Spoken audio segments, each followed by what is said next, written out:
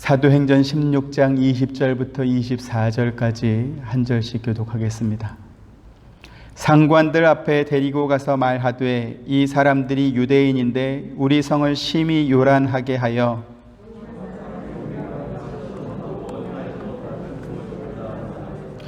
무리가 일제히 일어나 고발하니 상관들이 옷을 찢어 벗기고 매로 치라 하여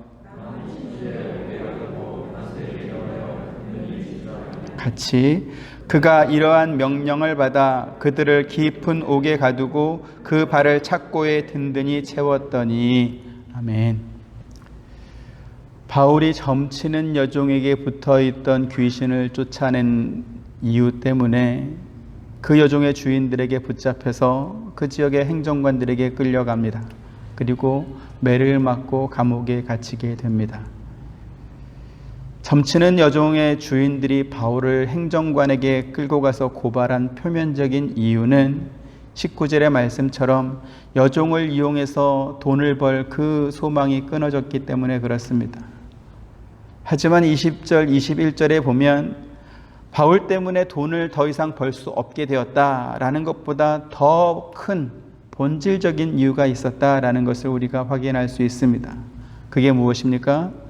이들이 우리 도시를 심히 요란하게 하고 있다라고 하는 것과 로마 사람인 우리가 받아들일 수도 없고 지킬 수도 없는 풍습을 전하고 있다라는 것이었습니다. 여기서 먼저 우리가 확인해야 될 것이 있습니다. 바울이 여종에게 붙어있는 귀신을 쫓아낸 것이 도시를 심히 요란하게 하는 그런 행위입니까? 귀신 들린 여종을 이용해서 이 여종의 주인들이 돈 버는 것이 더 이상 이제 돈을 벌 수 없기 때문에 화가 난 것은 우리가 충분히 이해할 수 있습니다. 하지만 이 여종의 주인들이 도시 전체는 아니지 않습니까? 또 여종의 주인들이 바울을 고발했던 이유도 저 유대인이 와서 우리가 돈 벌 수 있는 이 소망을 끊어지게 만들었다. 앞으로는 이제 우리가 저 여종으로 인해서 돈을 벌 수 없게 됐으니까 그 손해배상을 해달라. 이런 것이 아니었습니다. 이들이 우리 도시를 심히 요란하게 하고 있다라고 하면서 여종의 주인인 자기들 뿐만 아니라 도시 전체가 손해보고 있다. 누구 때문에? 바울 때문에 손해보고 있다. 이런 식으로 지금 고소하고 있는 것이죠. 만약에 여종의 주인들이 바울에게 원하는 것이 앞으로 내가 더 이상 돈을 벌 수 없게 되었기 때문에 손해배상을 받길 원한다라고 했다면 아마 그런 쪽으로 고소를 했을 것입니다. 그리고 바울이 그 손해에 대한 충분한 보상을 하지 않았다면 보상이 이루어질 때까지 이 바울을 꼭 붙잡고 있어야 맞습니다. 그런데 현실은 어떻습니까?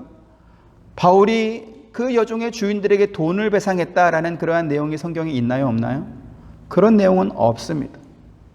그런데 재미있는 것은 그 지역의 행정관들이 감옥에 있는 바울을 찾아와서 이렇게 부탁하고 간청하면서 도시를 떠나달라 이렇게 요구했다라는 것이죠. 39절 말씀 한번 같이 보십니다. 시작. 그래서 그들은 감옥으로 와서 바울과 실레를 달래며 데리고 나가 그 도시에서 떠나달라고 간청하였다. 여러분 이게 이해가 되십니까? 돈 벌 희망이 사라져서 바울을 고소한 피해자들이 있는데 아직 어떤 피해 보상도 한 것이 전혀 없음에도 불구하고 감옥에 있는 바울을 찾아와서 간청하고 달래면서 그 도시에서 떠나달라고 이렇게 요구했다라는 것입니다.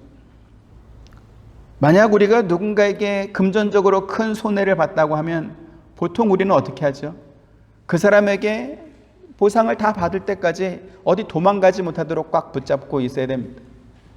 그런데 이 여종의 주인들이 바울에게 금전적인 배상을 요구했다라는 말은 전혀 없습니다. 대신에 떠나달라, 간청하면서 나가달라 이렇게 말했다라는 것이죠.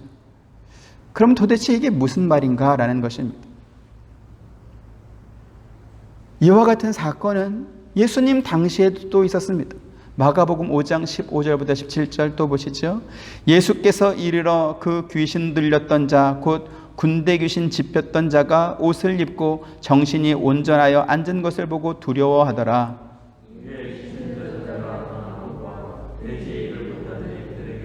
같이 그들이 예수께 그 지방에서 떠나시기를 간구하더라 이랬습니다.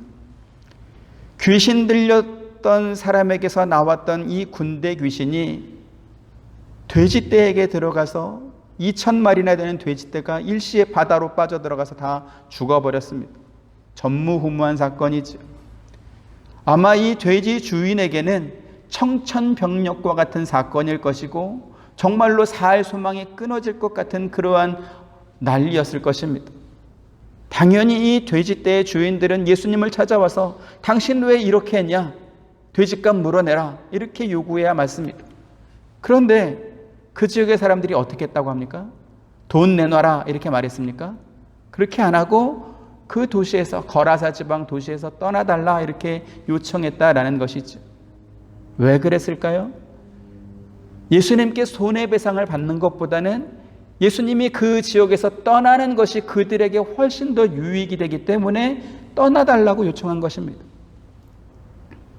오늘 본문에도 바울 때문에 더는 이 점치는 여종을 통해서 돈을 벌 수 없게 된 이 여종의 주인들이 바울에게 손해배상을 요구하는 것이 아니라 그 도시에서 떠나달라고 요청하고 있다는 것이죠. 그들 역시 바울에게 돈을 배상받는 것보다는 차라리 바울을 그 도시에서 내보내는 것이 자기들에게 훨씬 더 유리하다, 그게 더 이익이다 이렇게 생각했다고 우리가 볼 수 있는 것입니다. 바울의 여종의 주인들이 바울을 고소한 두 번째 이유는 로마 사람인 우리들이 받아들일 수도 없고 지킬 수도 없는 그러한 풍습을 전한다라고 했다는 것입니다. 그러면 이것은 무슨 말인가? 여종의 주인들이 말하는 우리가 받아들일 수도 없고 지킬 수도 없는 풍습은 무엇을 말하는 것일까요? 바로 예수 그리스도의 복음을 가리켜서 말하는 것입니다. 요한복음 3장 19절 20절 같이 보시죠. 그 정죄는 이것이니 곧 빛이 세상에 왔으되 사람들이 자기 행위가 악함으로 빛보다 어둠을 더 사랑한 것이니라.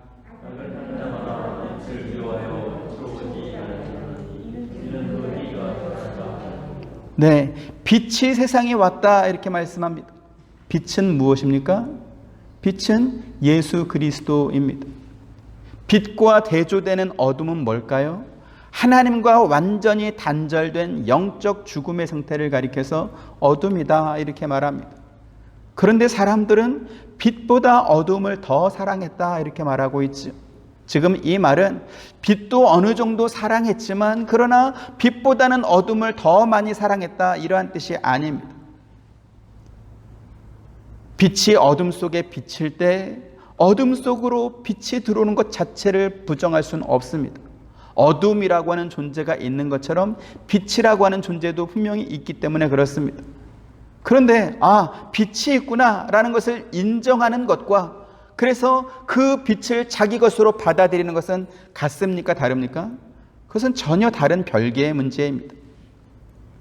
빛이 세상에 왔으되 사람들이 자기 행위가 악함으로 빛보다 어둠을 더 사랑한 것이니라 이렇게 말씀하고 있죠. 이것은 빛이 어둠 속으로 들어오는 것을 사람들이 거부했다라는 뜻입니다. 악을 행하는 자들은 빛이 자기들 속으로 들어오는 것이 싫습니다. 그래서 악을 행하는 자마다 빛을 미워하여 빛으로 오지 아니하나니 이렇게 말씀하고 있는 것이죠. 그러면 빛을 미워하는 이유가 무엇입니까? 20절에 이는 그 행위가 드러날까 함이요 이렇게 말씀하고 있습니다. 어둠 속에서 악을 행하는 자들은 자기들이 손해본 금액을 따져서 그래서 1센트 하나까지 다 받아내는 것보다는 차라리 빛을 없애서 그들의 행위를 숨기는 것이 더 시급한 문제였다라는 것입니다.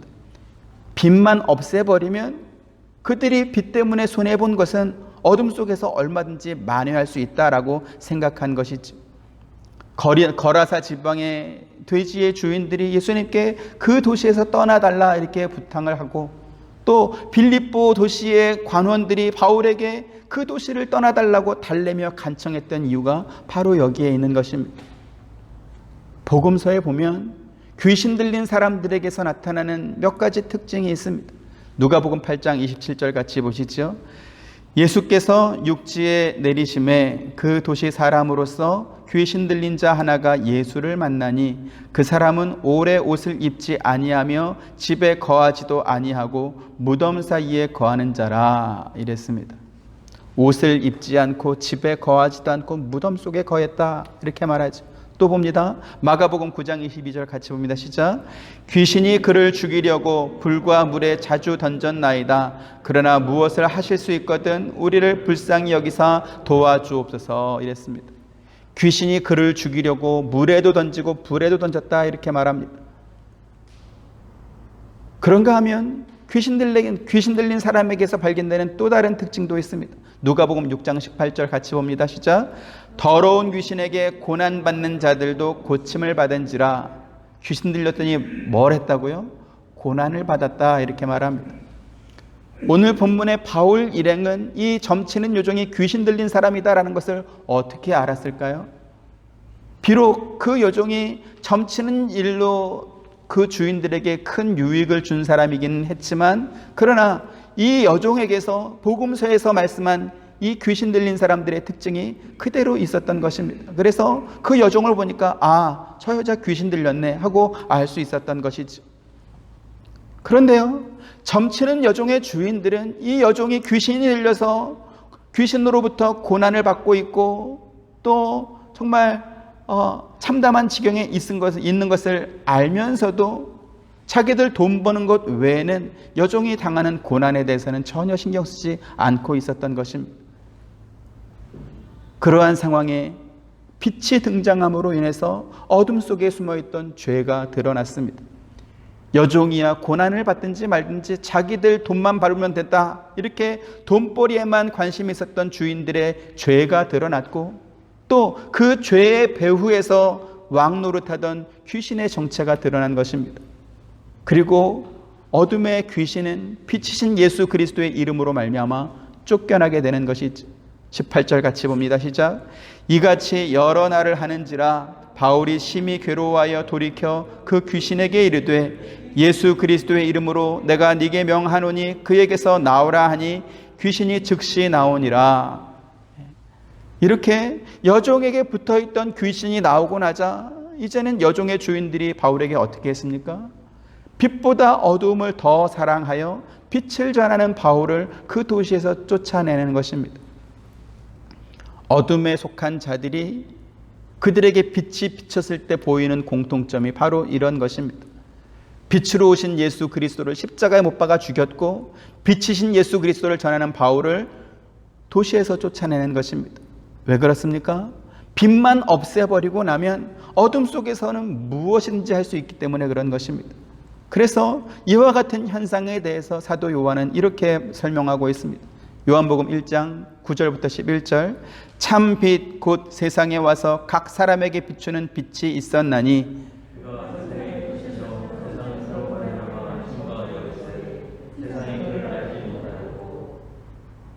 같이 자기 땅에 오매 자기 백성이 영접하지 아니하였으나, 9절에 말씀한 참빛이란 예수 그리스도를 가리켜 말합니다.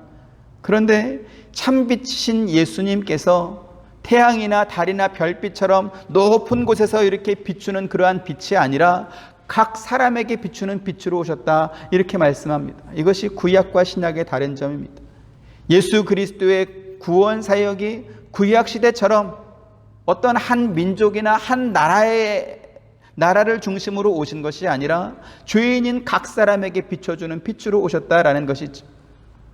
10절에서 사도 요한이 참 빛이요 창조주이신 예수 그리스도께서 육체의 몸을 입고 세상에 오셔서 죄인들과 함께 계셨다라는 사실을 분명하게 밝히고 있습니다.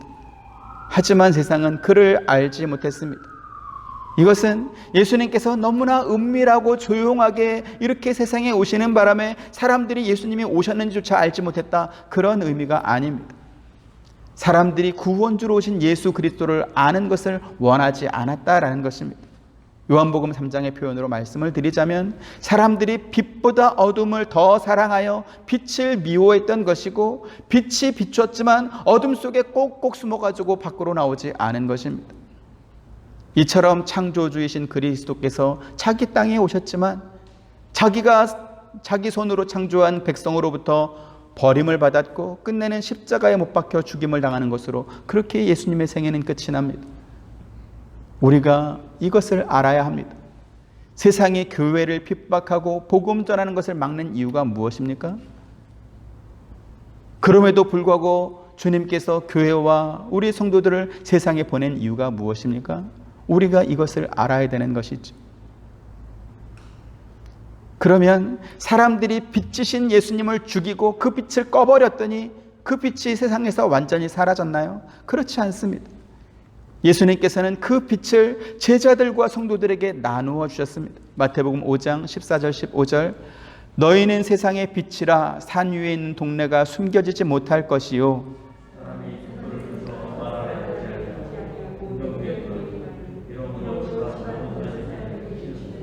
아멘. 너희는 세상의 빛이다. 산 위에 있는 동네가 잘 보이게 마련 아니겠냐? 사람들에게 등불을 켜는 이유가 무엇이냐? 등잔대 위에 올려놔서 집안 모든 사람들에게 비추게 하려고 그 빛을 켜는 것 아니겠느냐? 너희가 바로 그와 같은 빛이다. 이렇게 말씀합니다. 계속해서 16절에 이렇게 말합니다. 또 보시죠. 같이 봅니다. 시작. 이같이 너희 빛이 사람 앞에 비치게 하여 그들로 너희 착한 행실을 보고 하늘에 계신 너희 아버지께 영광을 돌리게 하라. 아멘. 여기 지금 너희 착한 행실을 보고 라고 말씀하고 있습니다. 성경을 읽는 사람들이 자꾸 오해하고 실수하는 것이 뭐냐면 성경이 무엇을 말씀하고 있는가를 보는 것이 아니라 자기가 읽고 싶은 것을 읽고 자기 마음대로 생각하는 것입니다. 여기 지금 말씀하신 착한 행실은 무엇일까요? 바꿔서 예를 드리겠습니다. 학교 다니는 학생에게 착한 행실은 뭡니까? 공부 열심히 잘하는 것입니다. 의사 선생님이 할 수 있는 착한 행실은 뭘까요? 진찰 잘하고 처방 잘 내리는 것입니다.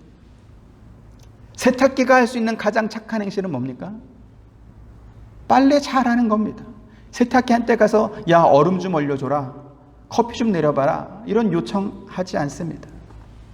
예수님께서 마태복음에서 너희 착한 행실을 보이고 라고 말씀하기 전에 예수님께서 뭐라고 말씀하시죠? 너희는 세상의 빛이다, 산 위의 동네다, 등불이다 이렇게 말씀했습니다. 그러면 등불에 빛이 할 수 있는 착한 행실은 뭡니까?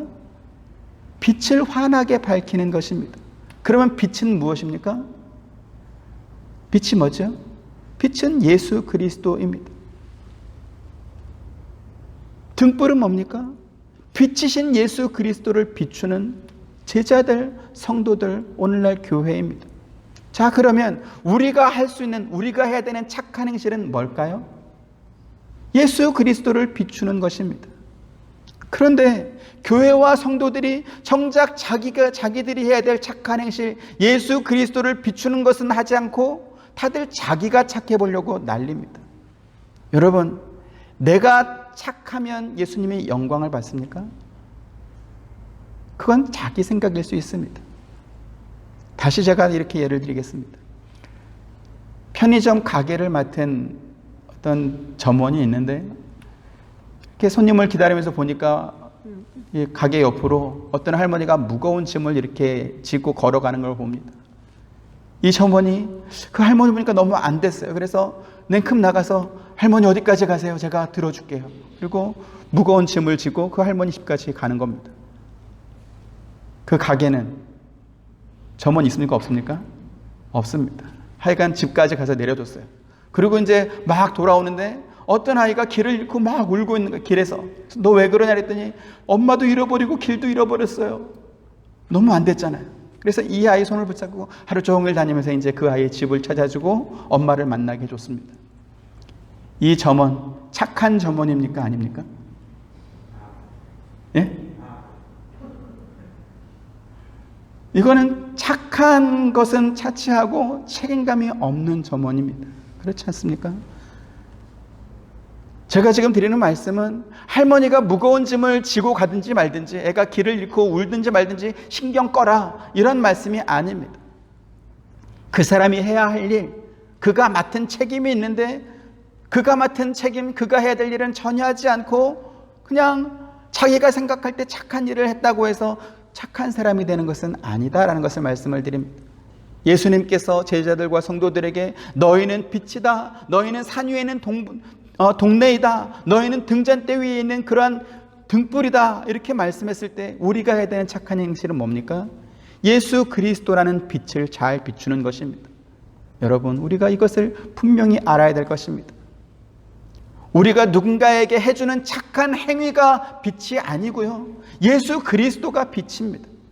그래서 착한 행위가 뭡니까? 우리가 있음으로 말미암아 예수 그리스도가 드러나는 것, 그것이 착한 행실이다라는 것입니다.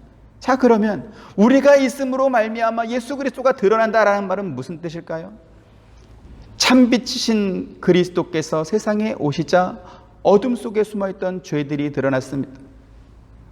예수님께서는 죄 때문에 발생한 인간의 모든 근본 문제들을 다 해결해 주셨습니다. 그게 뭡니까? 죄 때문에 온 질병, 죄 때문에 온 귀신 들린 것, 죄 때문에 온 납병 환자, 죄 때문에 온 죽음, 이러한 문제들을 해결해 주신 것입니다. 그래서 예수님께서 단지 병자만 고친 것이 아니라 내 죄의 사함을 받았느니라 라고 말씀하면서 죄의 용서까지 해주는 것입니다. 왜요? 병만 고쳐서는 문제 해결이 안 되는 거예요. 그 병이 온 근본 원인이 뭡니까? 죄입니다. 그래서 죄를 해결해야 병도 고쳐지는 것이지, 병만 고치고 죄는 내버려 두면 그거는 아무 소용이 없는 거라는 것이죠. 네? 좋은 의사와 돌팔이의 의사의 차이가 뭡니까? 좋은 의사는 병의 근원이 뭔가 들어가서 그 근원을 차단해서 치료합니다. 돌팔이 의사는요, 상처 났네, 연고 발라주고 이렇게 항생 주고 끝내고, 그래가지고 그 안에서 골마지고 그 안에서 종양이 생기고 그래서 결국 그것 때문에 죽게 되는 또 알지 못하면 그 사람은 돌팔이 의사 아니겠습니까? 예수님께서 세상에 오셔서 병자를 고치고 귀신을 쫓아내고 죽은 자를 살리고 하신 그 이유가 뭡니까? 인간의 근본 문제, 죄의 문제를 해결하기 위해서 그렇게 하신 것입니다. 그리고 예수님께서는 제자들에게 똑같은 권능을 주시는 것입니다. 마태복음 10장 1절 같이 보시죠. 시작. 예수께서 그의 12제자를 부르사 더러운 귀신을 쫓아내며 모든 병과 모든 악한 것을 고치는 권능을 주시니라 이랬습니다. 예수님께서 제자들에게 이와 같은 권능을 주신 이유는 뭘까요? 5절에서 8절 또 한 절씩 봅니다. 예수께서 이 12를 내보내시며 명하여 이르시되 이방인의 길로도 가지 말고 사마리아인의 고을에도 들어가지 말고 가면서 전파하여 말하되 천국이 가까이 왔다 하고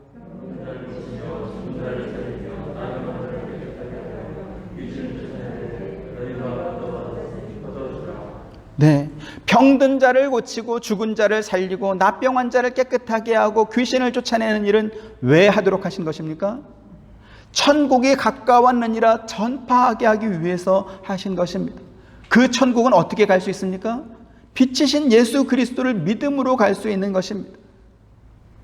여기서 우리가 주목해야 될 것이 뭐냐면 너희가 거저받았으니 거저주라 라는 말씀입니다.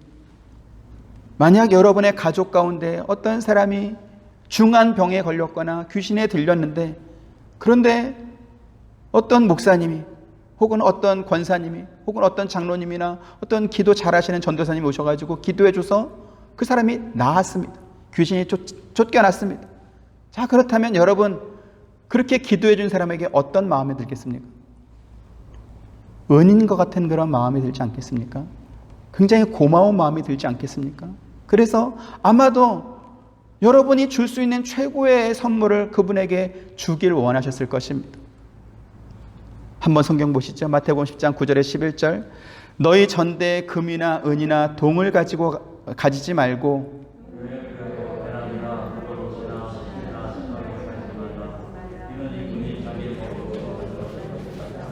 같이 어떤 성이나 마을에 들어가든지 그 중에 합당한 자를 찾아내어 너희가 떠나가기까지 거기서 머물라. 네.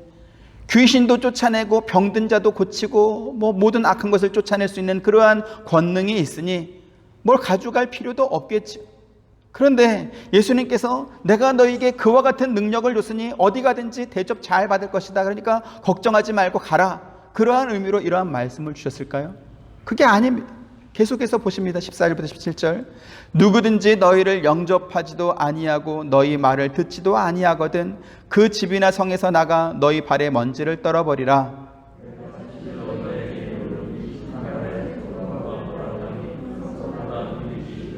보라, 내가 너희를 보냄이 양을 이리 가운데로 보냄과 같도다. 그러므로 너희는 뱀같이 지혜롭고 비둘기같이 순결하라.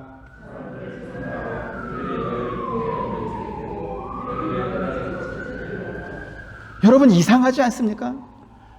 병든 자를 고쳐주고 귀신 들린 자도 깨끗하게 해주고 납병 환자도 낫게 해주고 심지어 죽은 자까지도 살려줬는데, 그런데 사람들이 너희를 영접하지 않을 거다 이렇게 말하고 있습니다.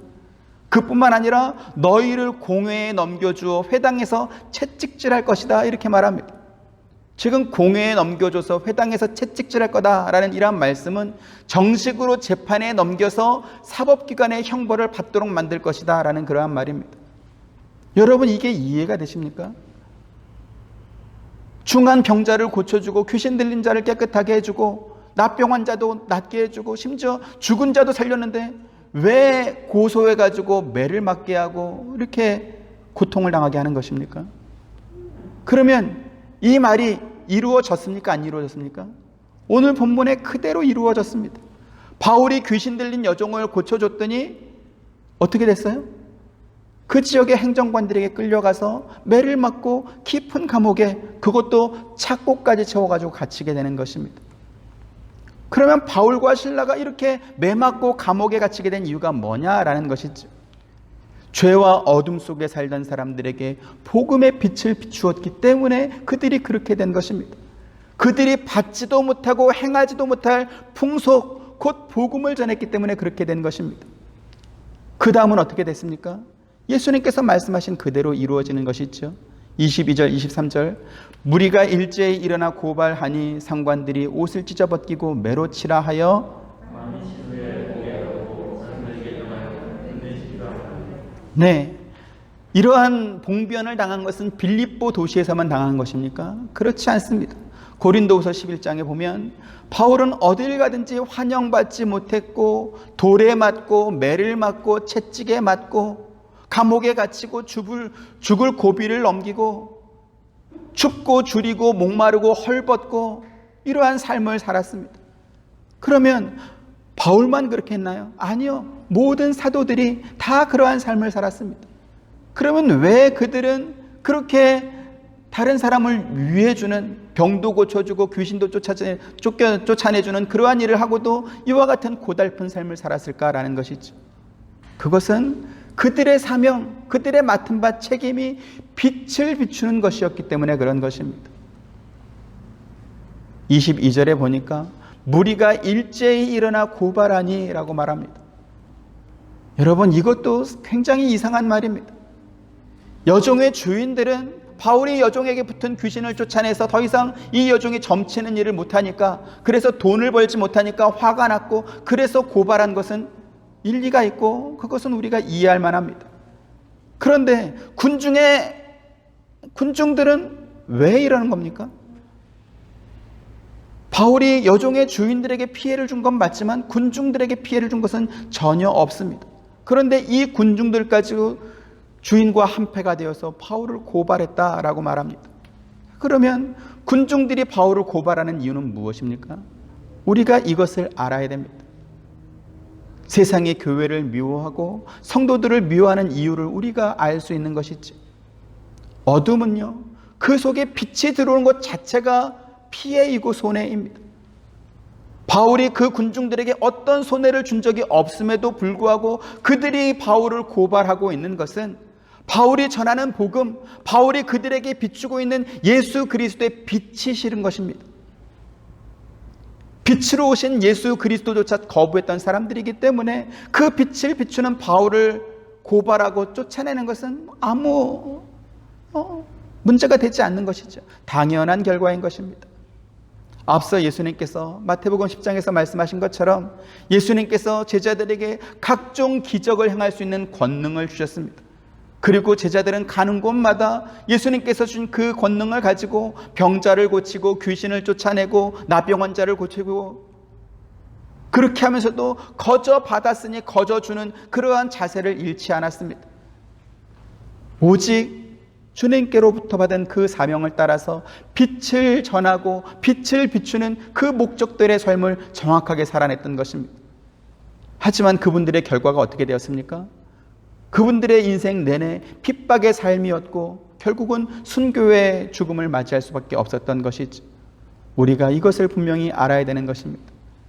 교회가 선행을 많이 하고 성도들이 착한 일을 많이 하면 세상이 교회를 환영해주고 성도들을 좋아해 줄까요? 그건 우리 생각입니다. 그건 착각입니다. 성경과 교회사의 역사를 보면 세상은 빛을 비추는 교회를 좋아한 적이 없습니다. 제사장이나 선지자라 할지라도 그들의 죄를 묵인해주고 방조해주는 사람은 왕궁에 초대되어서 권위도 인정받고 대접도 잘 받았습니다. 하지만 엘리야 시대에는 이스라엘 자손이 주의 언약을 버리고 주의 제단을 헐고 칼로 주의 선자를 죽였다, 이렇게 말씀합니다.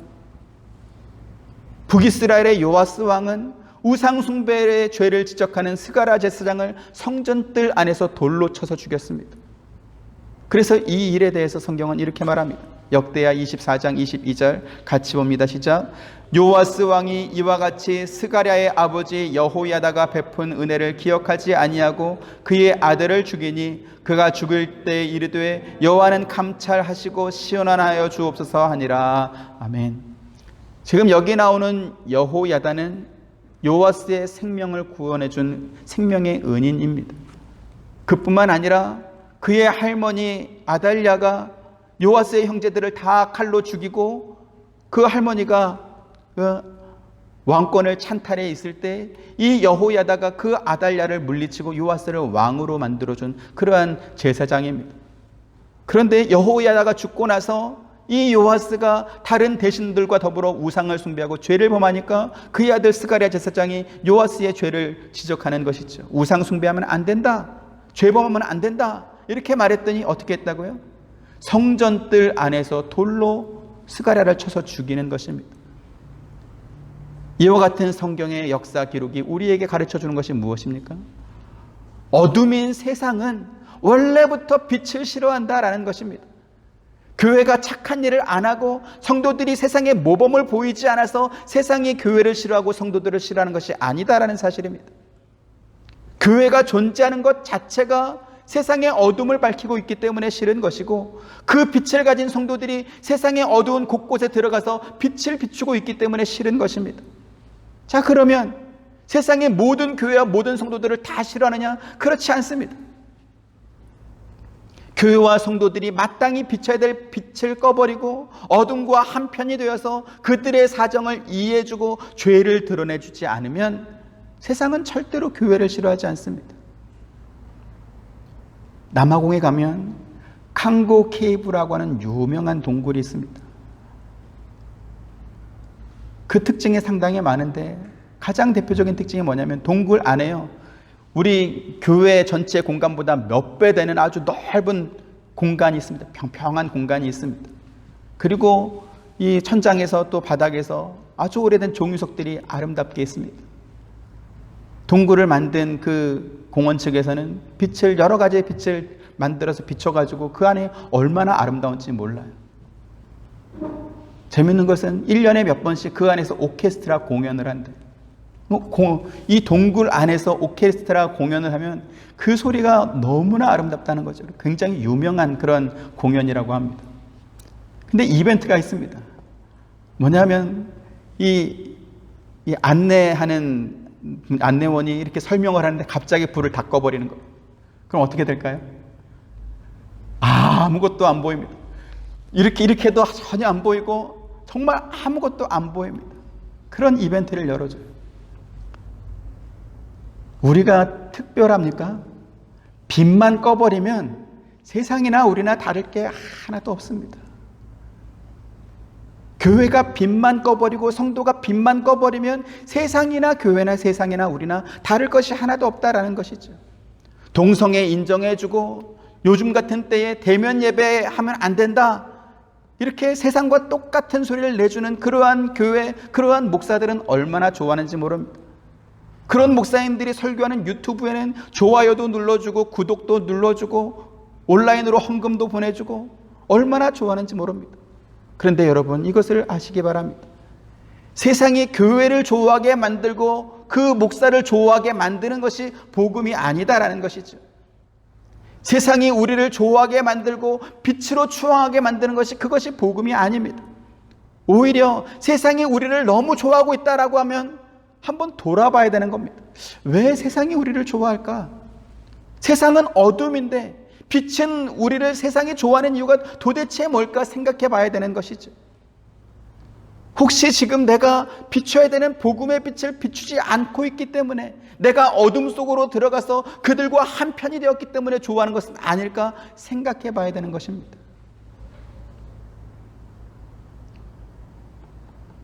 도둑질을 하는 한 무리의 청소년들이 있었습니다. 그 중에는 교회 열심히 다니는 어떤 애도 있었어요. 얘는 들어가서 물건을 훔쳐올 애가 아니라는 것을 친구들이 압니다. 그래서 야, 넌 들어오지 말고 그냥 여기서 망 보고 있어. 누가 오면 그냥 막 큰 소리로 노래를 불러. 이렇게 시키고 이제 친구들이 들어갑니다. 착한 친구는 어떻게 하겠습니까? 망을 잘 보는 친구입니다. 안 착한 친구는요, 야, 도둑질하면 안 돼. 나와. 안 돼. 밖에서 이렇게 안 된다고 계속 이렇게 소리 지르는 것이죠. 결국은 얘 때문에 못 훔치고 이렇게 나오는, 물건을 훔쳐야 되네, 못 훔치고 나오는 거. 밖에서 안 돼, 그거 나쁜 짓이야, 하면 안 돼, 자꾸 이렇게 하니까 못 훔치고 나오는 거죠. 그 다음부터는 어떻게 할까요? 야, 쟤 데리고 오지 마. 쟤 빼버려. 네? 이게 빛입니다. 이게. 죄의 습성은 언제나 자기 편을 찾습니다. 그리고 무리를 만들어서 덩치를 키웁니다. 나 혼자 죄를 지었을 때는 불안하고 불편하지만 많은 군 중에 같은 죄를 범하고 있다 그러면 더 당당하게 죄를 지을 수 있기 때문에 그런 것이죠. 그래서 다수에 속해 있다라고 좋아할 것이 아니고 그 속에 죄가 있는지 없는지를 우리가 봐야 되는 것입니다. 그리고 우리는 빛이라 했으니까 그것을 비춰주는 게 맞는 것입니다. 얼마 전에 남아공 더반이라는 도시에 폭동이 일어났습니다. 그 더반이라는 도시에 우리나라 삼성전자 공장도 있고 LG전자 공장이 있는데 다 털렸습니다. 그리고 공장 전체가 다 불이 나가지고 운영할 수 없게 되었습니다. 그뿐만 아니라 그 지역의 상점 80%가 이 폭도들에 의해서 약탈을 당했는데 경찰들이 막지를 못했습니다. 왜요? 혼자라면 도무지 할 수 없는데 그 도시에 있는 군중들이 함께 다 이렇게 약탈자가 되고 나니까 손쓸 도리가 없는 것입니다. 자, 그러면 아프리카 사람들은 교육 수준이 낮기 때문에, 워낙 가난하기 때문에 아프리카에서만 이런 일이 있습니까? 미국에는 그런 일이 있습니까? 없습니까? 미국에도 종종 그런 일이 있습니다. 예수님께서 제자들을 세상에 보내시고 교회를 세상에 보낸 이유가 있습니다. 교회와 제자들이 어둠인 세상에 들어가서 빛을 비춰라, 그렇게 보낸 것입니다. 그런데 교회와 성도들이 마땅히 비춰야 되는 이 빛을 비출 생각은 하지 않고 어둠으로부터 착하다는 칭찬을 듣고 싶어하는 것입니다. 착하다. 빛의 사명은 구석구석 숨어있는 어둠을 드러내는 것입니다. 어둠에 숨어서 자행되고 있는 그러한 죄들을 불편하게 만드는 것입니다.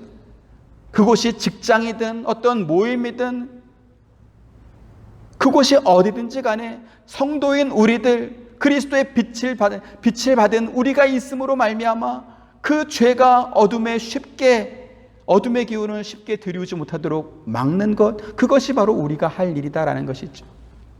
그런데 오늘날 성도들이 세상에서 뭘 해야 되는지 알지 못하고 방황하고 있습니다. 왜요? 목사들이 우리가 빛으로 부름받았다라는 이러한 정체성을 가르쳐주지 않고 있기 때문에 그렇습니다. 착한 아이 증후군에 걸린 사람들처럼 전부 다 우리가 나가서 착해야 됩니다, 이것만 지금 가르치고 있기 때문에 그렇습니다. 아까도 말씀드렸죠. 도둑질하는 친구들 무리 속에서 착한 친구는 뭐예요? 망 잘 봐주는 친구가 착한 친구예요. 드러나게 하는 친구는 그건 나쁜 놈이죠. 배신자죠. 예수님께서 세상에 오신 것은 사람들이 착하지 않기 때문에 세상에 오신 것이 아닙니다. 예수님은 세상의 빛으로 오셨고 구원의 길을 우리에게 주시기 위해서 오셨습니다. 왜 그렇습니까? 세상은 어둠이고 죄악이고 심판받기 위해 예비된 곳입니다. 그래서 세상은 우리가 살 영원한 본향이 아닌 것이죠. 이 세상은 잠시 왔다가 가게 되는 나그네 길이고 행인의 길과 같은 것입니다. 그래서 예수님께서 제자들에게 그러한 권능을 주면서 뭘 전하라고 했다고요? 천국이 가까이 왔느니라. 너희가 천국에 가야 된다. 이 땅은 너희의 영원한 고향이 아니다. 이것을 가르쳐 주기 위해서, 그것을 깨닫게 하기 위해서 그와 같은 권능을 준 것입니다. 그런데 오늘날 예수 믿는 사람들, 교회의 모습을 보면 마치 천국이 없는 사람들처럼 살고 있습니다. 목사들이 사람들에게 좋아요와 구독 버튼 받을 수 있다면 성경과 맞지 않고 하나님의 뜻에 반대되는 이야기도 서스럼 없이 설교라는 이름으로 당당하게 하고 있습니다. 하나님의 택하심, 거룩한 나라와 왕 같은 제사장이라고 하는 이 성경의 가치를 당신은 사랑받기 위해 태어난 사람이다라고 하는 인본주의 가치로 싹 바꿔버렸습니다. 성경은 우리가 세상에서 뭘 하든지 하나님께서 다 용서하신다, 그렇게 말씀하지 않습니다. 성경은 너는 사랑받기 위해 태어났기 때문에 네가 뭘 하든지 소중하다, 그렇게 말하지 않습니다. 오히려 성경은 하나님께서 택하신 이스라엘 백성들에게 사사를 보내고 제사장을 보내고 선자를 보내서 그들이 행하고 있는 죄를 지적하고 죄악을 돌이키라고 말합니다. 바울과 요한을 비롯해서 초대교회에 보낸 편지들을 보시길 바랍니다. 교회와 성도들이 잘못하고 있는 그 죄악상을 하나하나 구체적으로 진술하면서 너희가 그 죄에서 떠나야 된다라고 분명하게 말하고 있습니다. 오늘날 교회와 성도들이 무엇 때문에 세상에 존재하는 것입니까?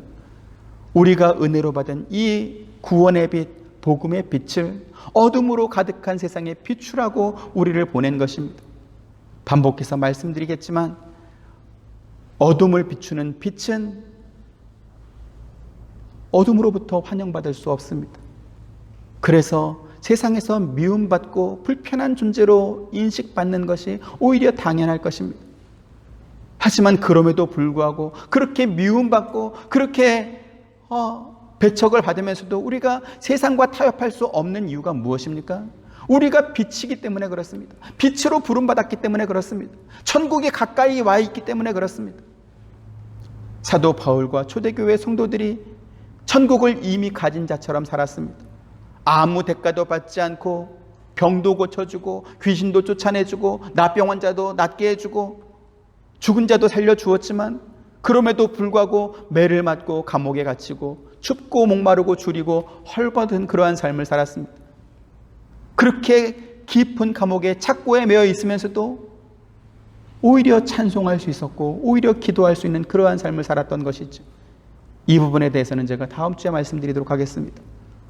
오늘 마지막으로 저와 여러분들이 굳게 다짐하는 이 시간 되길 바랍니다. 골목길을 비추는 가로등은 그가 그 외로움을 견딤으로 말미암아 범죄를 막습니다. 세상이 우리를 향해서 착하다, 참 좋은 사람들이네, 이것을 칭찬하는 것을 여러분 좋아하지 마시고요. 하나님께서 저와 여러분들에게 착하고 충성된 종아 이렇게 인정해 줄 것을 여러분 더 기대하시길 바랍니다. 예수님께서 맛 잃은 소금은 밖에 던져서 사람들에게 밟힐 뿐이다, 이렇게 말씀했습니다. 오늘날 교회와 성도들이 맛 잃은 소금처럼 된 것이 아닌가 심히 염려스럽습니다. 사람들은 누구나 갖지 못하는 것들을 명품이라고 하면서 참 좋아하지. 오늘 본문이 말하고 있는 것처럼 우리들은 세상이 받지도 못하고 행하지도 못할 명품을 받은 사람들입니다. 그것이 무엇입니까? 예수 그리스도께서 저와 여러분에게 주신 이 복음입니다. 예수님께서 거룩한 것을 개에게 주지 말고 너희 진주를 돼지 앞에 던지지 말라, 이렇게 말씀합니다. 복음의 거룩하고 귀한 것을 하찮게 여기고 인본주의에 빠져서 그리스도의 빛을 스스로 꺼버리고 세상 속으로 들어가는 자들과 타협하지 마시기 바랍니다. 그들이 군중을 이루고 무리를 이루었다 할지라도 우리가 부러워할 것이 전혀 없습니다. 오히려 죽음 앞에서도 그 찬란한 빛을 잃지 않고 밝게 비추었던 사도들처럼 초대교회 성도들처럼 우리 앞에 꺼져간 수없이 많은 믿음의 선배들처럼 저와 여러분들이 그렇게 지켜나가기를 주님의 이름으로 축원드립니다. 옆에 분들에게 말씀하시죠.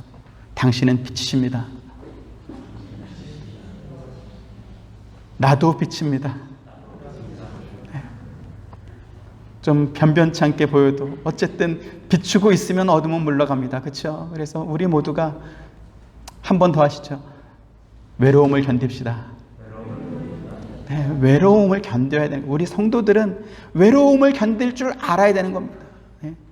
안 외로우려고 하면 이거는 골치 아픈 신앙생활이 되는 것이고, 좀 외로움을 견딜 줄 알아야 네가 참 빛 잘 비추고 있구나 이렇게 되는 겁니다. 그렇죠?